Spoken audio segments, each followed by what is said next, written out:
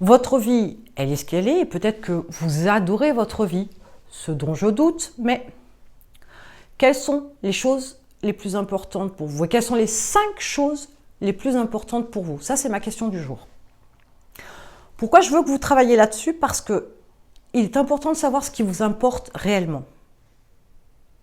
Quelquefois, on pourrait penser que ce qu'il y a d'important dans la vie, c'est un job, machin, voilà, c'est une maison, un appartement, enfin, peu importe. Chacun voit midi à sa porte. Mais en posant clairement la question, comme ça, et en vous demandant de le mettre par écrit, d'y réfléchir, pas de jeter les informations comme ça.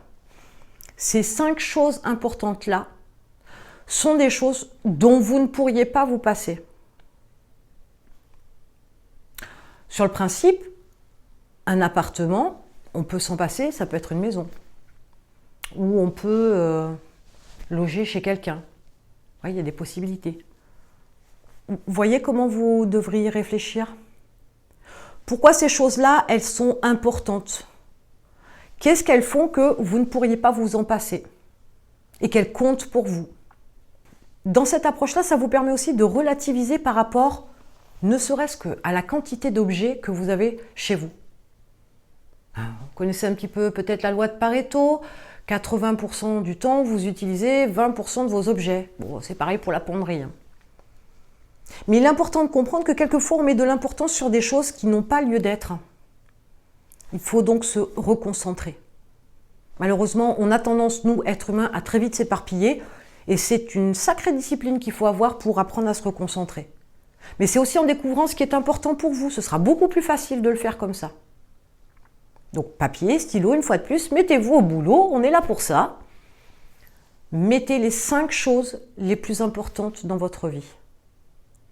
Ne me parlez pas de valeur à proprement parler. L'altruisme, ok, super. C'est pas ça qui m'intéresse. Je parle véritablement de choses tangibles. Posez-les et voyez si ça peut être interchangeable. Voyez si il y a moyen de s'en séparer ou pas. Quand vous serez capable d'avoir une liste de 5 choses les plus importantes, vous verrez que finalement, le reste en aura beaucoup moins. Et je vous dis, c'est là où ça devient intéressant. L'idée, c'est pas de vous rendre minimaliste, loin de là.